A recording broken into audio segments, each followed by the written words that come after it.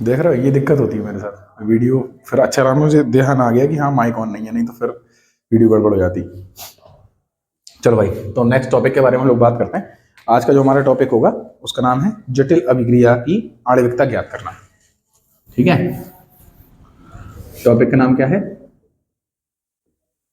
जटिल अभिक्रिया की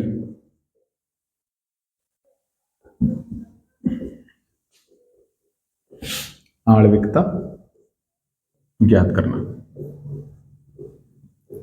ठीक है, तो हम लोगों ने ये तो देख ही लिया था कि सरल अभिक्रियाओं की आणविकता कैसे ज्ञात करते हैं। ठीक है, उसको देख कर ही हम उसकी आणविकता बताएंगे। जितने अभिकारक अणु उसके अंदर भाग ले रहे होंगे उन्हीं का टोटल कर दो, अब आपको पता चल जाएगा कि उसकी जो सरल अभिक्रिया उसकी आणविकता क्या होगी। ठीक है, इसी आधार पर अभिक्रियाओं के प्रकार ही मैंने बताए थे, एकाणुक, द्विआणुक और त्रिआणुक अभिक्रिया थी। अब हम लोग बात करते हैं किसके बारे में? जटिल अभिक्रियाओं की आणविकता के बारे में। तो सबसे पहले अगर कोई जटिल अभिक्रिया आपको दे रखी है तो उस जटिल अभिक्रिया की आप क्रियाविधि लिख लो। ठीक है, तो सबसे पहले क्या करते हैं, तो जटिल अभिक्रिया की क्रियाविधि को लिखते हैं।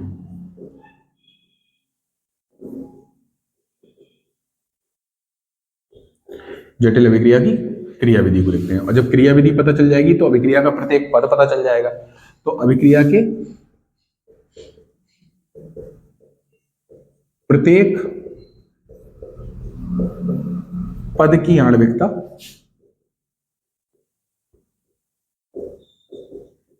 ज्ञात की जाती है। ठीक है, किसी भी जटिल अभिक्रिया की संपूर्ण आणविकता कभी भी ज्ञात नहीं की जा सकती, इस बात को आप अपने ध्यान में डाल लो। जैसे कि एग्जांपल लिखते हैं हम लोग,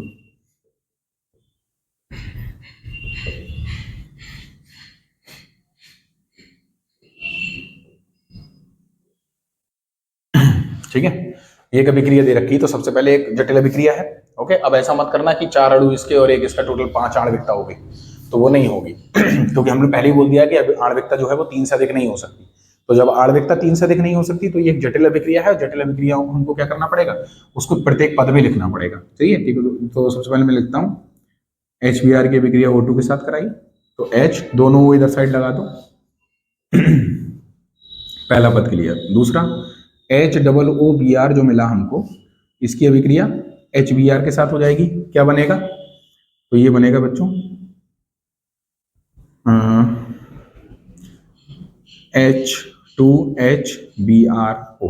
ओके, देखो 2 H हो गए, 2 Br हो गए और 2 ही O हो गए, तो 2HBrO प्राप्त हो गया हमको। अब HBrO की अभिक्रिया पुनः HBr के साथ कराई, तो क्या बना हमारे पास, तो प्राप्त हो गया Br2 प्लस H2O। ठीक है, तो 3 पदों में ये अभिक्रिया कंप्लीट हो रही है। इसमें जो पहला पद होता है वो स्लोएस्ट पद होता है, दूसरा पद ये वाला फास्ट है और ये भी फास्ट होता है। अब हमको सबकी आणविकता ज्ञात करनी है बच्चों, अलग अलग।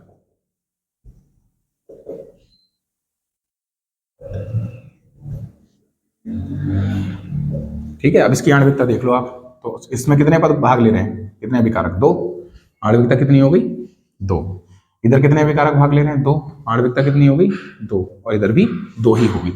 ठीक है, तो हम देख लेंगे स्लोएस्ट पद कौन सा है, उस हिसाब से आणविकता हमको पता चल जाएगी। लेकिन संपूर्ण अभिक्रिया की आणविकता कभी भी ज्ञात नहीं कर सकते हैं बच्चों, इस बात को आप लोग अपने दिमाग में डाल लीजिए।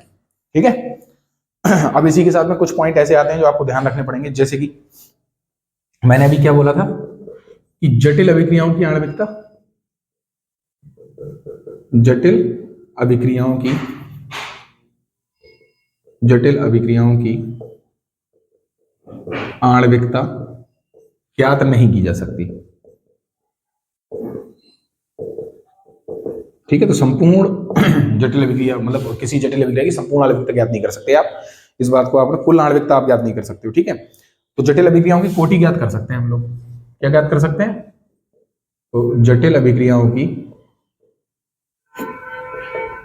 कोटि ज्ञात कर सकते हैं। और कोटि ज्ञात करने की क्या करना पड़ेगा, हमें स्लोएस्ट पद का मान ज्ञात करना पड़ेगा, यानी कि न्यूनतम पद की सहायता से ज्ञात कर सकते हैं। तो सबसे हल्के हो रहा होगा उसकी सहायता से हम लोग ज्ञात कर लेंगे। ठीक है, और एक बात और आपको याद रखनी है कि आणविकता 3 से अधिक नहीं हो सकती, मतलब हो सकती है बट बहुत कम चांसेस हैं इसके, रेयर चांसेस हैं। आणविकता 3 से अधिक नहीं हो सकती। जब ये मैंने क्लास में पढ़ाया था तो इसको अच्छे से बता भी दिया था कि आणविकता 3 से अधिक क्यों नहीं हो सकती, उसका कारण ही मैंने एग्जाम्पल देके बताया था आपको। ठीक है, तो ये बातें आप लोग इसके बारे में याद रखेंगे। मैं मिटा देता हूं इसको।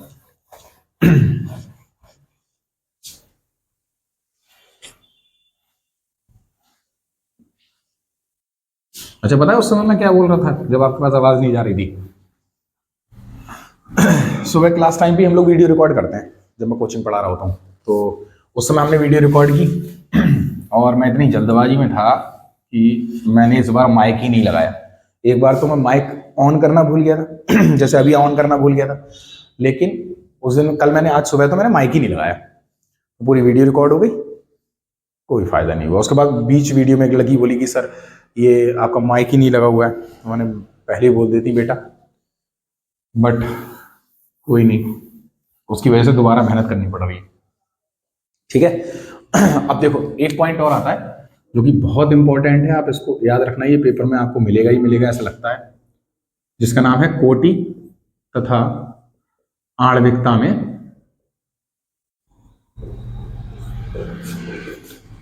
अंतर। ठीक है, तो कोटि तथा आणविकता में अंतर एक इंपॉर्टेंट टॉपिक है आप लोग इसको आराम से कर सकते हैं। जैसे कि अगर मैं कुछ अंतर बेसिक बेसिक बता दूं तो हम लोग देख लेते हैं। एक तरफ लिखेंगे कोटि, दूसरी तरफ आणविकता। आप चाहो तो इसको किताब से भी कर सकते हो, आसानी से हो जाएगा। तो पहली बात तो आपको याद रखनी है कि कोटि क्या होती है, तो कोटि को प्रयोग द्वारा ज्ञात किया जाता है, प्रयोग द्वारा ज्ञात किया जाता है कोटि को। और आणविकता को कैसे ज्ञात करते हैं? किसी रासायनिक अभिक्रिया की क्रिया विधि के द्वारा ही तो क्रिया विधि की सहायता से किसी रासायनिक अभिक्रिया की आणविकता ज्ञात की जाती है। अच्छा, इससे क्या पता चलता है? इससे पता चलता है कि कोटि क्या है, एक प्रायोगिक मान है, प्रायोगिक मान है कोटि। और आणविकता कैसी मान है? तो आणविकता एक सैद्धांतिक मान है बच्चों, सैद्धांतिक मान है। अच्छा देखो, एक चीज और पता चलती है क्या, कि कोटि जटिल तथा सरल दोनों अभिक्रियाओं की निकाली जा सकती है। कोटि क्या है? जटिल तथा सरल दोनों अभिक्रियाओं की ज्ञात की जा सकती है।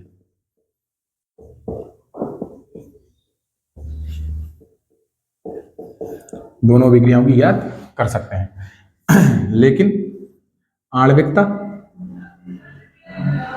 सरल अभिक्रियाओं की तो ज्ञात कर सकते हैं, इसकी तो ज्ञात हो जाएगी, लेकिन जटिल अभिक्रियाओं की आणविकता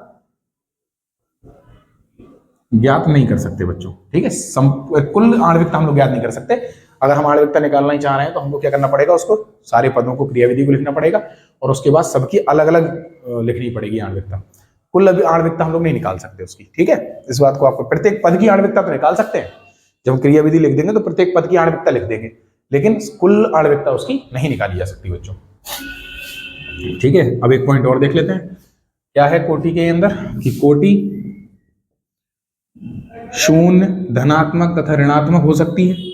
ओके, लेकिन आणविकता शून्य, धनात्मक व ऋणात्मक नहीं हो सकती। ठीक है, 4 पॉइंट हो गए ना, 5वां भी देख लो। जो कोटि होती है वो अभिक्रिया के वेग, अभिक्रिया के वेग तथा अभिकारक अभिकारक के मध्य संबंध को प्रदर्शित करती है, संबंध को प्रदर्शित करती है। कोटि क्या कर रही है? अभिक्रिया के वेग तथा अभिकारक के मध्य संबंध को प्रदर्शित करती है। और आणविकता क्या करती है? तो आणविकता किसी रासायनिक अभिक्रिया में, किसी रासायनिक अभिक्रिया के विशिष्ट पद में या किसी पद में, निश्चित पद में भाग लेने वाले अणुओं की संख्या को प्रदर्शित करती है, अणुओं की संख्या को प्रदर्शित करती है। ठीक है, तो आणविकता क्या है? आणविकता किसी रासायनिक अभिक्रिया के किसी पद में भाग लेने वाले अणुओं की संख्या को प्रदर्शित करेगी। और जो कोटि होगी वो क्या करेगी? तो कोटि वेग तथा विकारक के बीच में संबंध को प्रदर्शित करती है। ठीक है तो इस तरीके से आप लोग ये 5 पॉइंट मैंने बता दिए, आप इससे चाहो तो और भी एक्स्ट्रा याद कर सकते हो। तो ये कोटि तथा आणविकता में अंतर है, और ये बहुत इंपॉर्टेंट अंतर है बच्चों, ठीक है। तो मैं इसको मिटा देता हूं फिलहाल, ताकि हम लोग आज ही इस चैप्टर को खत्म कर दें।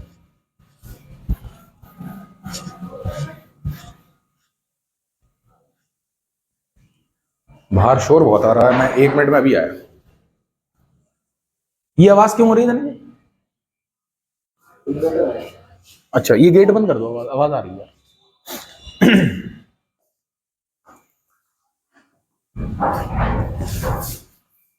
चलो ठीक है बच्चों, तो हम लोग इससे आगे बात करते हैं। हम बात करते हैं ताप गुणांक की, जो नेक्स्ट टॉपिक है हमारा। अच्छा देखो, ताप गुणांक होता क्या है? तो ताप गुणांक होता है 10 डिग्री सेंटीग्रेड के अंतर से, 10 डिग्री सेंटीग्रेड के अंतर से वेग स्थिरांकों के अनुपात को, वेग स्थिरांकों के अनुपात को ही क्या कहते हैं बच्चों? ताप गुणांक कहते हैं, ताप गुणांक कहते हैं।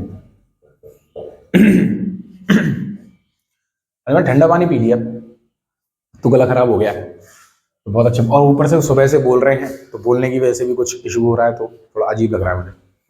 चलो देखते हैं भाई, तो ताप गुणांक निकालते हैं, सही बच्चों। तो ताप गुणांक, ताप गुणांक का मतलब क्या है? ताप गुणांक का मतलब है KT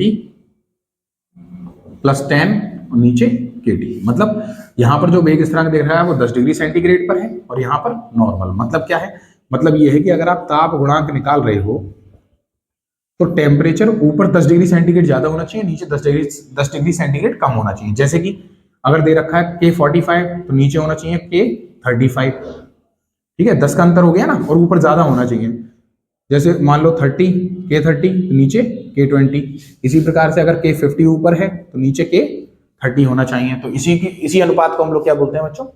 ताप गुणांक बोलते हैं, ठीक है। याद रखना है आपको। ताप के इस प्रभाव को स्पष्ट रूप से ज्ञात करने के लिए, जो आपका ये प्रभाव दे रखा है ना ताप का, तो ताप के इस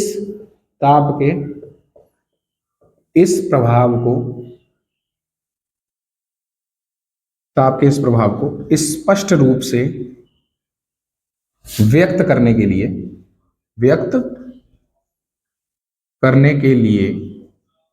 ताप के इस रूप को ताप के इस प्रभाव को स्पष्ट रूप से व्यक्त करने के लिए आर्हेनियस ने एक समीकरण दी है बच्चों।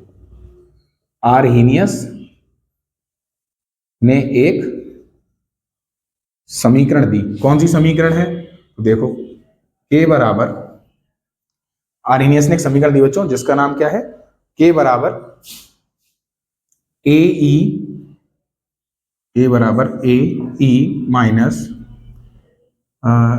माइनस ऊपर क्या होता है? EA/RT, EA/RT, ठीक है। ये दे रखा है यहां पर। E क्या होता है? E बच्चों बेस होता है, ओके। बाकी सबके बारे में लिख देते हैं। जैसे K क्या है आप लोग जानते ही हैं, K तो वेग स्थिरांक है। A क्या होता है बच्चों? तो आर्हेनियस स्थिरांक होता है, वो आर्हेनियस स्थिरांक बोलते हैं इसको। एक नाम और भी होता है बच्चों, आर्हेनियस स्थिरांक, या फिर आवर्ती गुणांक भी बोल सकते हैं इसको, ठीक है। अच्छा, A के बाद कौन आ गया? EA। तो EA हम जानते हैं क्या होता है? सक्रियण ऊर्जा होती है बच्चों, सक्रियण ऊर्जा। R क्या होता है? तो R होता है गैस नियतांक, गैस नियतांक। इसका मान कितना होता है? 8.314, ठीक है। ये R का मान हो गया। और लास्ट में आता है हमारा T। तो T हम सब लोग जानते हैं क्या होता है? परम ताप। परम ताप का मतलब क्या है? केल्विन में जो टेम्परेचर दे रखा होगा उसी को हम लोग परम ताप बोलते हैं। इसके बेसिस पर बच्चों को सवाल भी आते हैं, तो इसको आप थोड़ा ध्यान से देख लेना। मुझे लग रहा है कि पता नहीं नीचे तक जा रही होगी, नहीं, मैं देख लेता हूं एक बार। चलो ठीक,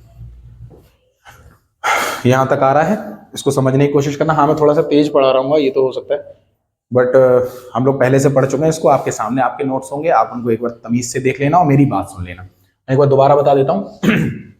ताप गुणांक का मतलब क्या है? कि 10 डिग्री सेंटीग्रेड के अंतर से वेग स्थिरांकों के अनुपात को ही क्या कहते हैं? ताप गुणांक कहते हैं। और ताप के इस प्रभाव को याद करने के लिए आर्हेनियस ने एक समीकरण दी, जो कि होती है K बराबर AE माइनस EA/RT, RT। यहां पर A क्या है, तो A बच्चों क्या होता है, आर्हीनियस A होता है आर्हीनियस स्थिरांक, K होता है वेग, E होता है सक्रियण ऊर्जा, R होता है गैस नियतांक और T होता है परमताप बच्चों। ठीक है, तो यहां तक आप लोगों ने कर ही लिया होगा। तो हम लोग क्या करते हैं, इससे आगे के टॉपिक के बारे में बात करते हैं। अब नेक्स्ट टॉपिक कौन सा है हमारा, तो नेक्स्ट टॉपिक है, इसको मिटा देता हूं, करते हैं लाइट गई आई थिंक।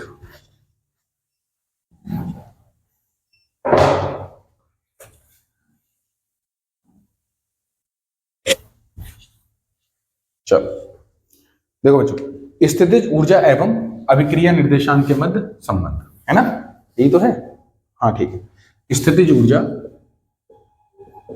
स्थितिज ऊर्जा तथा अभिक्रिया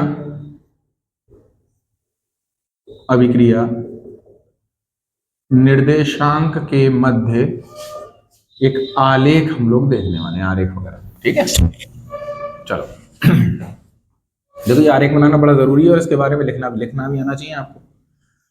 जैसे कि एक रिएक्शन आ गई हमारे पास, H2 प्लस I2 से बन रहा है 2HI।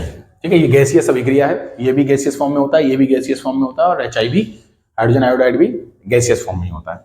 ठीक है, अब देखते हैं कोई अभिक्रिया कंप्लीट कैसे हो रही है बच्चों। तो इस साइड तो ले लेते हैं हम लोग स्थितिज ऊर्जा, स्थितिज ऊर्जा, और इस साइड हम लेंगे अभिक्रिया निर्देशांक। क्या लेंगे, अभिक्रिया निर्देशांक। ओके, अब थोड़ा ध्यान से देखना। देखो कोई भी अभिक्रिया स्टार्ट हो रही है तो आप कोई अभिकारक पदार्थ मिलाओगे तो जाहिर सी बात है उसकी कुछ ना कुछ तो ऊर्जा खुद से ही होगी। ऐसा तो है नहीं कि अभिक्रिया जीरो से स्टार्ट होगी। तो मालूम पड़ा कि उसका खुद का कुछ यहाँ पर वेग था और यहाँ से अभिक्रिया स्टार्ट, यानी खुद की कुछ ऊर्जा है उसकी। ठीक है, कुछ सामान्य ऊर्जा उसके पास खुद भी है, और यहाँ से अभिक्रिया इस तरीके से स्टार्ट होती चली गई, और यहाँ एक न्यूनतम एनर्जी है जहां पर प्रभावी टक्करें होंगी। ठीक है, तो लगातार टक्करें होती चली जाएंगी, अभिक्रिया का वेग बढ़ता चला जाएगा, और जैसे ही अभिक्रिया का जो मतलब जो टक्करों के बाद अभिक्रिया का जो वेग होगा वो किसके बराबर हो जाए, इस एनर्जी के बराबर हो जाए, तो तुरंत ही बच्चों क्या बन जाता है, प्रोडक्ट बन के तैयार हो जाता है। अब आप यहां पर थोड़ा ध्यान से देखना। चलो, तो यहां पर क्या हुआ बच्चों, यहां पर इस वाली स्थिति को क्या बोलेंगे हम लोग,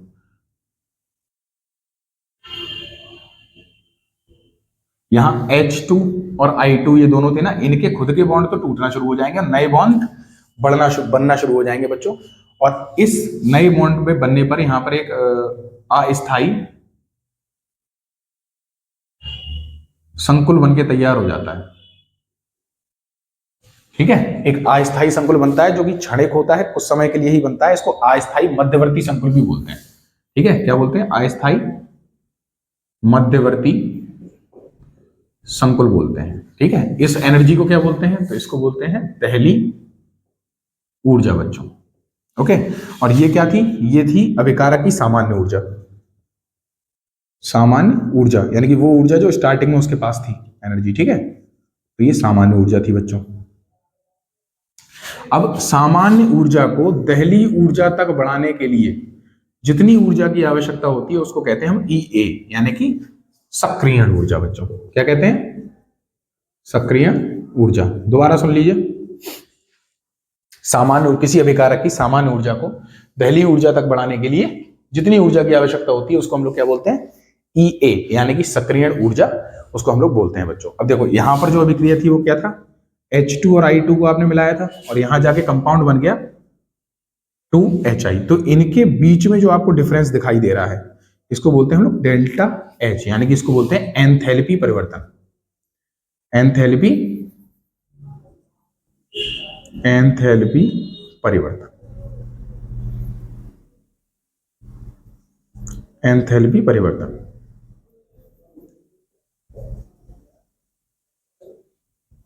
ठीक है बच्चों, इसको बोलते हैं एंथैल्पी परिवर्तन। और ये आपको इसी प्रकार से ग्राफ याद करना होगा, ग्राफ बनाना भी आपको आना चाहिए। जब आप इस ग्राफ को बना लेंगे तो इसके बारे में कुछ बातें भी आपको लिखनी पड़ेंगी। ठीक है, आपका पूरे कंप्लीट नोट्स पे ये लिखा दिया है, आपको ये ग्राफ बनाना आना चाहिए हर कंडीशन में। ठीक है, ये ग्राफ ऊपर क्यों चढ़ रहा है, तो लगातार टक्करें होती जा रही है, आपने दो अभिकारकों को आपस में मिला दिया है, दो अभिकारक आपस में मिलाओगे तो लगातार उनके अणु टक्कर करेंगे, लगातार गतिज ऊर्जा का मान बढ़ता चला जाएगा, लगातार गतिज ऊर्जा का मान बढ़ता चला जाएगा, तो इतना मान हो जाएगा अणुओं का जो कि दहली ऊर्जा के बराबर हो जाएगा। और दहली ऊर्जा कौन सी ऊर्जा होती है? तो वह न्यूनतम ऊर्जा जो प्रभावी टक्करों के लिए आवश्यक हो, इसको याद रखना। तो दहली ऊर्जा क्या है? तो वह न्यूनतम ऊर्जा जो प्रभावी टक्करों के लिए आवश्यक है, प्रभावी टक्करों के लिए आवश्यक है। प्रभावी टक्करों का मतलब क्या है बच्चों? ऐसी टक्करें जिनसे सीधे उत्पाद बने। ओके, तो लगातार टक्करों होने का मतलब ये थोड़ी हर टक्कर से उत्पाद बन जाएगा, ऐसा नहीं होगा ना। प्रभावी टक्कर जब लगेगी यानी कि जितनी एनर्जी की आवश्यकता होगी उतनी एनर्जी से जब अणु आपस में टकराएंगे तभी वो प्रोडक्ट बनेगा, अदरवाइज प्रोडक्ट नहीं बनेगा बच्चों। तो इस ग्राफ को आपको इसी प्रकार से याद रखना है, ठीक है। मैं मिटा दूं इसको? चलो भाई, अब कोई बोलने वाला भी तो ना है, मिटाना है। अच्छा, एक अंतर है बस कि जब मैं क्लास में पढ़ाता हूं तो कैमरे की तरफ बिल्कुल नहीं देखता, सिर्फ बच्चों की तरफ देख रहा होता हूं। लेकिन यहां पर आप लोगों की तरफ देख रहा हूं। अब आप लोग तो मुझे देख रहे होंगे लेकिन मैं आप लोगों को देख नहीं पा रहा, तो मुझे पढ़ाना बड़ा कठिन है क्योंकि सामने सिर्फ खाली स्टूल पड़े हैं और इसके अलावा कुछ भी नहीं है ना। चलिए आगे बात करते हैं हम लोग।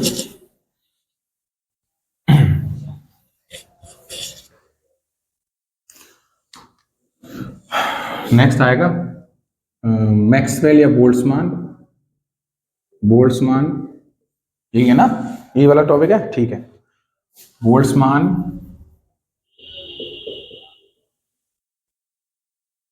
तथा मैक्सवेल का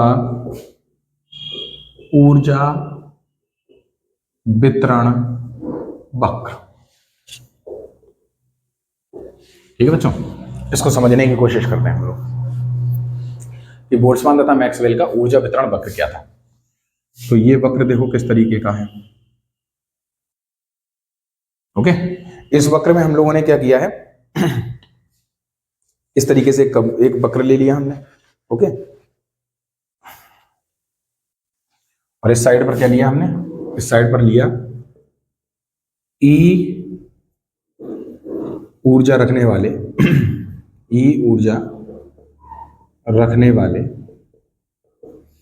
अणुओं का अंश,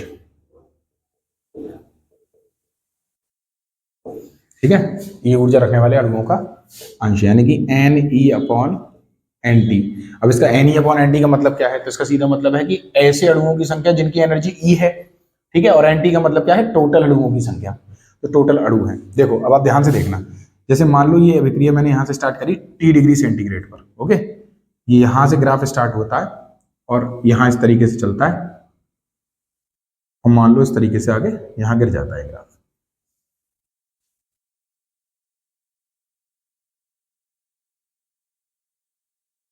ठीक है, मान लिया इस तरीके से गिर गया ये।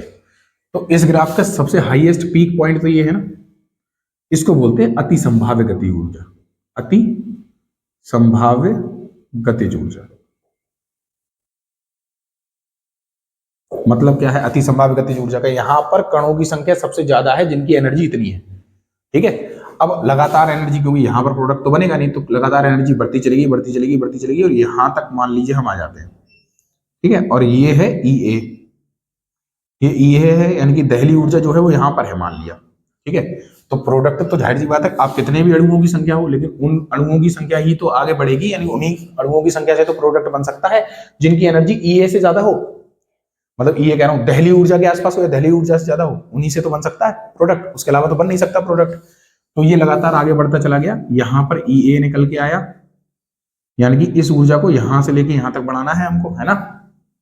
तो अब क्या होता है, ये 0 से ग्राफ स्टार्ट हुआ है, ये है दहली ऊर्जा यहां पर। ओके, ये दहली ऊर्जा आप ऐसे करके समझ लो। देखो अगर बच्चे पास हो रहे हैं तो मान लो 60% बच्चों के नंबर, मतलब बहुत सारे बच्चे हैं जिनके नंबर 60% है, लेकिन 90% वाला टॉपर माना जाएगा। तो 90% से आगे के जितने बच्चे होंगे, यानी कि ये 90% से आगे के तो कम बच्चे होंगे ना।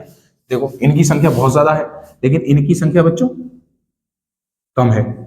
तो ऐसे अणु जिनकी एनर्जी दहली ऊर्जा से अधिक है, उन अणुओं की संख्या आपको कुछ कम दिखाई दे रही है। किस पर?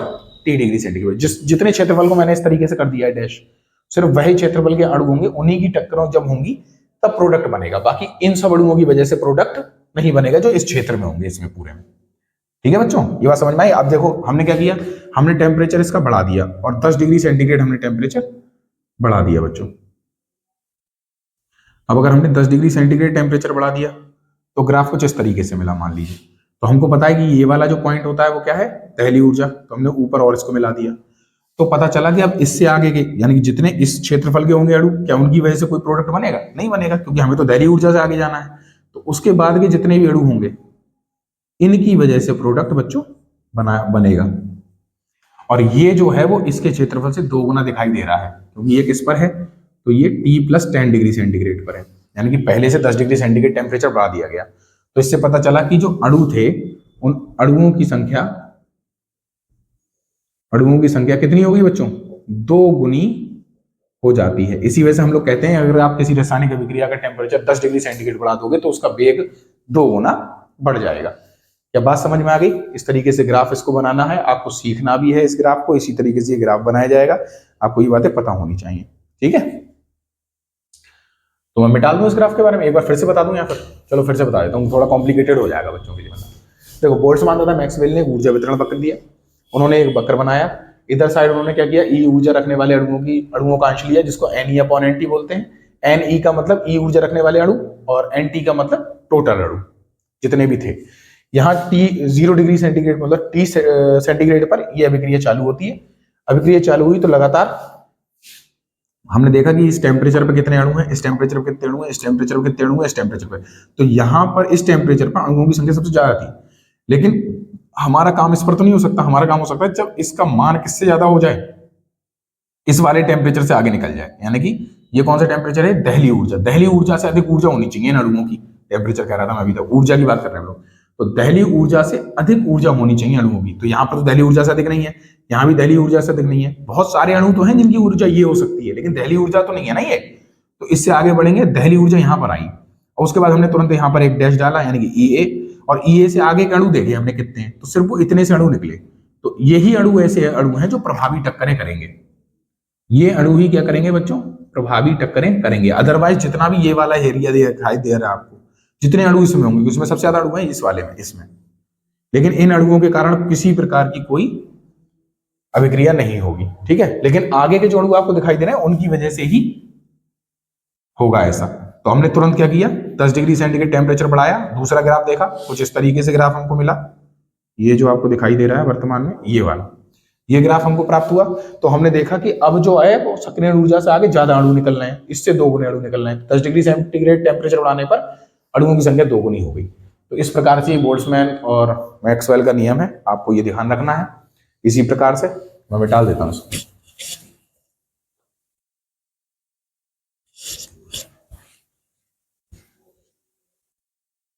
अगर आपको ऐसा लग रहा हो कि मैं बहुत ज्यादा तेज पढ़ा रहा हूँ या फिर मैं बहुत ज्यादा तेज बोल रहा हूँ, तो आप एक काम करना, इस वीडियो को थोड़ा स्लो कर लेना, क्योंकि भाई बहुत टाइम हो गया, मुझे खुद की पढ़ाई करनी है थोड़ी सी, तो देखना पड़ेगा। अभी तो कुछ भी नहीं खाया, मैं डायरेक्ट हॉस्टल से आया हूँ और हॉस्टल से आने के बाद डायरेक्ट यहीं पढ़ा रहा हूँ। और सुबह से इन्हीं कपड़ों में जकड़े हुए हैं हम।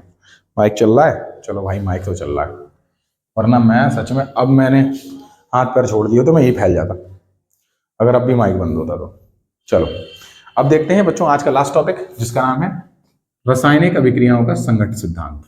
ठीक है, यही टॉपिक है, रासायनिक अभिक्रिया का संघट्ट सिद्धांत, यही टॉपिक, रासायनिक अभिक्रिया का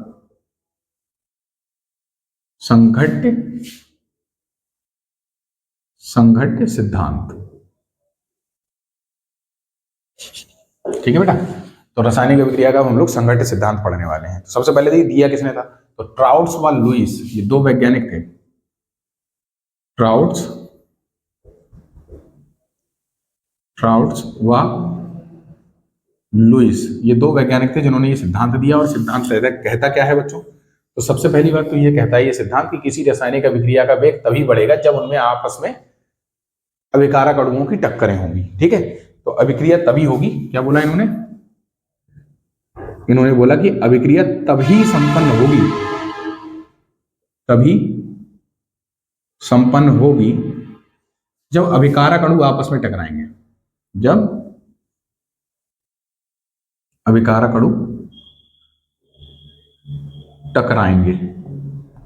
ठीक है, इस बात को आपको याद रखना है कि अभिक्रिया तभी संपन्न होगी जब अभिकारक अणु आपस में टकराएंगे। अच्छा देखो अगली बात क्या बोली इन्होंने बोला कि सभी टक्करें प्रभावी टक्करें नहीं होती। सभी टक्करें प्रभावी टक्करें नहीं होती हैं। प्रभावी टक्करों का मतलब क्या है मैं बता ही चुका हूं। प्रभावी टक्करें वो टक्करें होती हैं जिनकी टक्कर के तुरंत पश्चात क्या बन जाए, जिनकी टक्करों के तुरंत बाद क्या बने, प्रोडक्ट बने। अगर प्रोडक्ट बन रहा है तो प्रभावी टक्कर है, नहीं बन रहा है प्रभावी टक्कर नहीं। ठीक है, नेक्स्ट पॉइंट।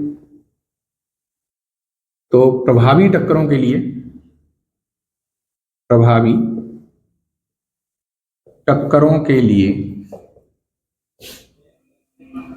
आवश्यक ऊर्जा को ही क्या कहते हैं बच्चों, तो दहली ऊर्जा कहते हैं। दहली ऊर्जा कहते हैं। ओके, प्रभावी टक्करों के लिए जितनी ऊर्जा की आवश्यकता होती है उस ऊर्जा को हम लोग क्या कहते हैं, हम लोग बोलते हैं दहली ऊर्जा। नेक्स्ट अगला, तो कि अभिकारक अणुओं की सामान्य ऊर्जा को, अभिकारक अणुओं की सामान्य ऊर्जा को, अभिकारक अणुओं की सामान्य ऊर्जा को दहली ऊर्जा तक बढ़ाने के लिए, दहली ऊर्जा तक बढ़ाने के लिए जितनी ऊर्जा की आवश्यकता होती है, जितनी ऊर्जा की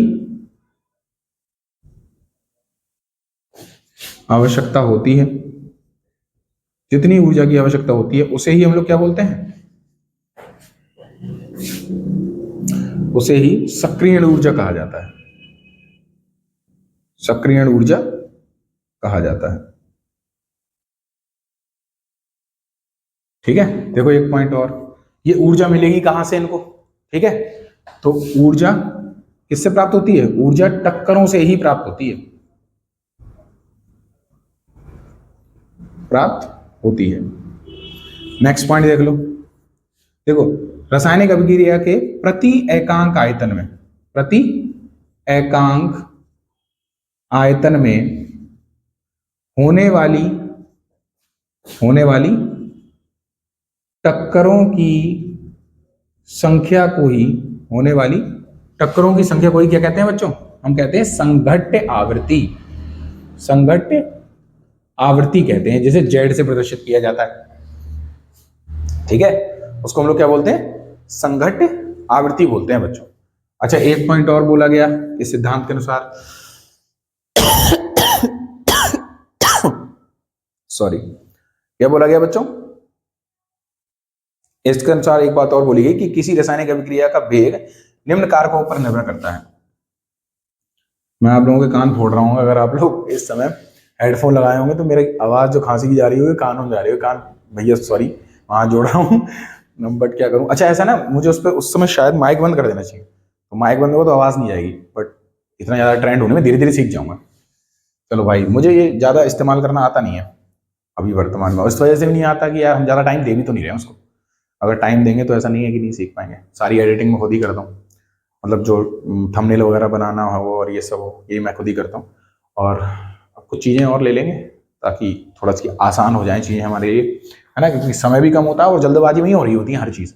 मैं निकल के भाग रहा हूँ, मैं बाइक पे हूँ तो उसी पे थंबनेल बना रहा हूँ, है ना। एक और सर है वो बाइक चलाते हैं, उतनी देर में देखता हूँ कोशिश करके, कोई इंटरवल होता है खाली टाइम में तो वीडियो वहाँ अपलोड कर देता हूँ। मोस्टली वीडियो आपको इंटरवल में मिलेगी, जब हम लोग क्लास में होते हैं तो उस समय तो नहीं चला सकते फ़ोन, लेकिन बाद में जब इंटरवल होता है तो लगभग 45 मिनट का इंटरवल हो जाता है, तो उसी में मैं वीडियो अपलोड करने की कोशिश करता हूँ, कर भी देता हूँ, लेकिन बस आज वीडियो नहीं पहुंची होगी आपके पास। तो एक और है क्या, कि किसी रासायनिक अभिक्रिया का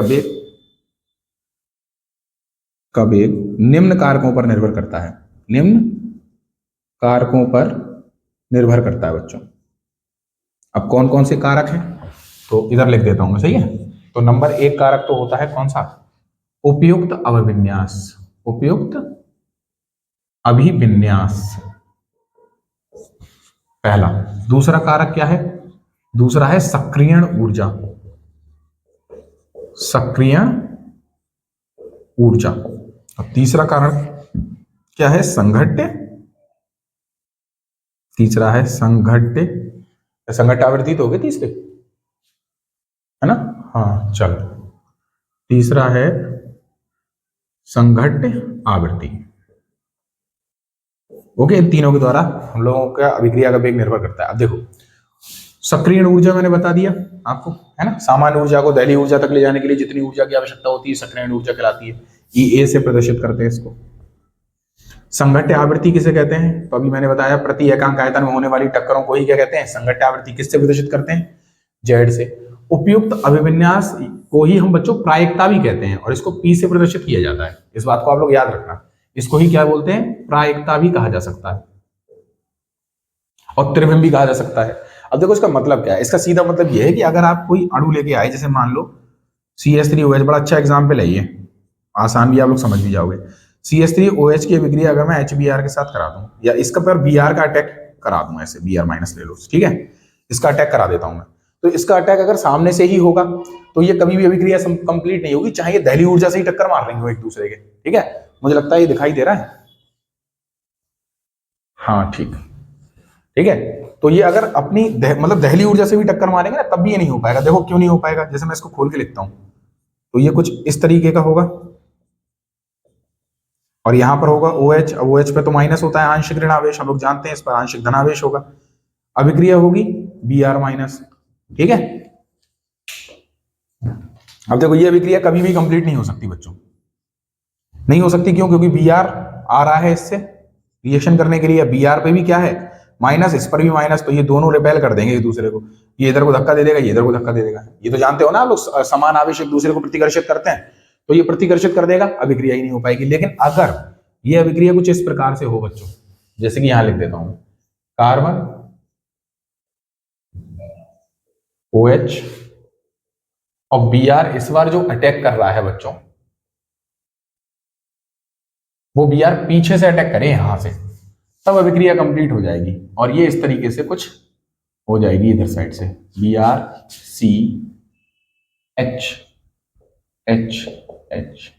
ठीक है, और OH बाहर निकल जाएगा बच्चों।